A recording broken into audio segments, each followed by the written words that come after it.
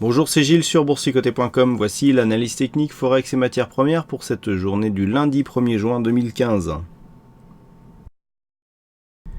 Nous commençons par la paire de devises euro-dollar sur laquelle plus rien ne bouge puisque suite à la rupture ici de cette zone de support, suite au test ici de cette zone de retracement à 61,8%, eh bien le paire de devises euro-dollar évolue désormais entre cette zone de retracement et le retracement ici des 50%. Donc on reste ici dans une phase de stabilisation.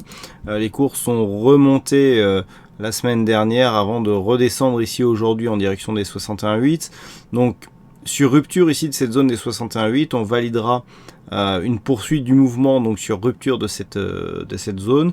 Et vous connaissez la loi selon laquelle si on casse ici le retracement des 61,8% de Fibonacci, eh bien nous avons un retracement total. Donc le retracement ici s'effectuerait jusque cette zone ici des 1.052, donc retracement total. Donc sur rupture ici de cette zone, sur une rupture significative, sur rupture aussi des 1,0836, puisque la semaine dernière nous avions eu ici un test de cette zone horizontale. Donc sur rupture ici de ces deux zones, eh bien nous aurions un objectif à 1,0520 pour, je dirais, valider les retracements de Fibonacci.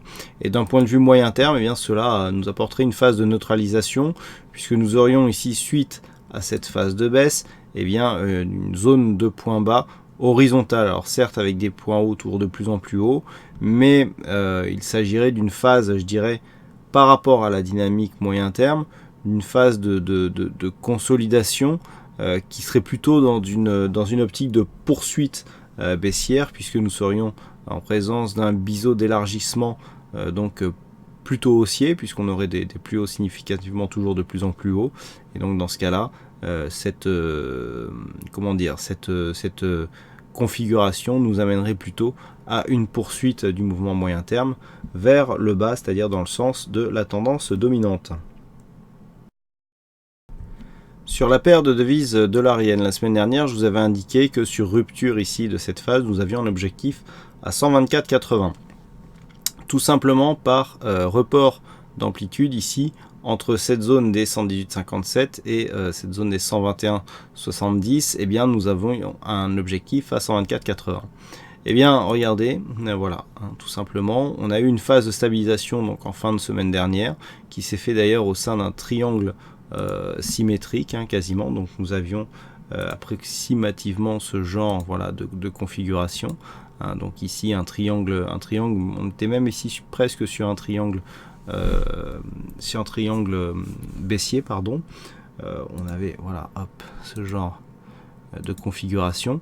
Donc triangle ici symétrique qui est une figure de continuité et donc qui a permis, suite à une rupture, de valider ici l'objectif des 124,80.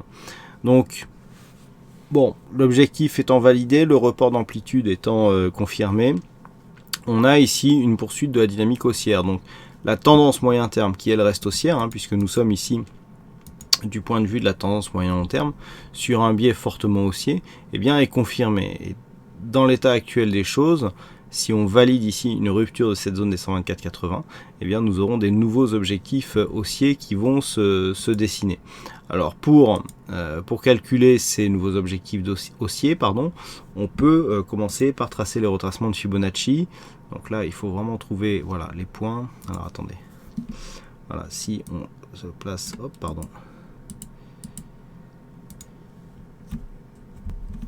Voilà, donc on trace ici les retracements de Fibonacci sur la phase de consolidation. Et lorsque on dézoome, voilà, nous avons l'extension ici qui se situe à 161,8%. Donc maintenant, on va zoomer pour voir un petit peu où cela nous emmène. Et effectivement, nous avons un objectif à 125,61. Donc l'objectif ici est relativement proche par rapport à la phase de rupture. Donc il est fort possible que sur accélération et sur rupture de cette zone des 124,80, on atteigne prochainement donc cet objectif qui se situe à 125,60. Donc c'est le prochain objectif sur rupture de cette zone. On confirme donc la continuité de la tendance haussière, puisque nous avons ici une forte dynamique. Vous voyez qu'ici la zone que je vous indiquais tout à l'heure en triangle, était validé par les indicateurs comme une phase, je dirais, de consolidation. On a eu ici sortie de la zone de surachat sur le RSI, sur le stochastique. On avait une phase de baisse ici sur le MACD. Et sur la sortie ici de ce triangle, on reprend la dynamique haussière sur le MACD et on retourne en surachat sur les oscillateurs.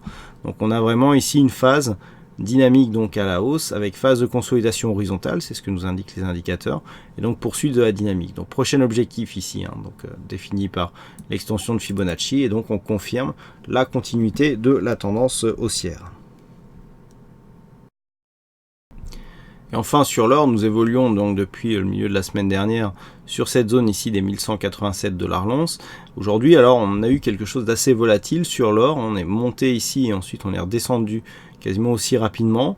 Par rapport au 1187, on a pris presque 20 points, puisqu'on a marqué un point haut ici sur 1200 $ l'once, donc bon, allez, on va dire 13 points.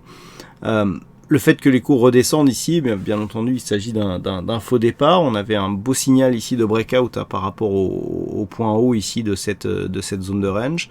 On revient sur cette zone, donc on a validé le signal et on neutralise tant la dynamique court terme que la dynamique moyen terme. À noter que sur la dynamique moyen terme, on est toujours ici sur l'attente d'un retour ici sur 1180 pour valider le retracement total, le retracement de Fibonacci.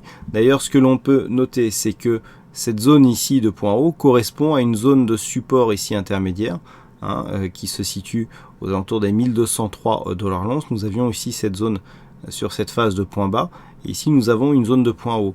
Pourquoi valider cette zone? Tout simplement pour montrer que cette zone ici qui était support, après cassure, s'est transformée en zone de résistance. Donc on est toujours, malgré ce mouvement, dans une poursuite d'un biais baissier dont l'objectif se situe ici sur cette zone des 1179 $ l'once. Il faudrait vraiment repasser au-dessus de ce premier point haut significatif qui se situe à 1208,77 $ l'once pour réorienter le mouvement donc sur une tendance ou sur un biais haussier, ce qui n'a pas été le cas malgré cette accélération.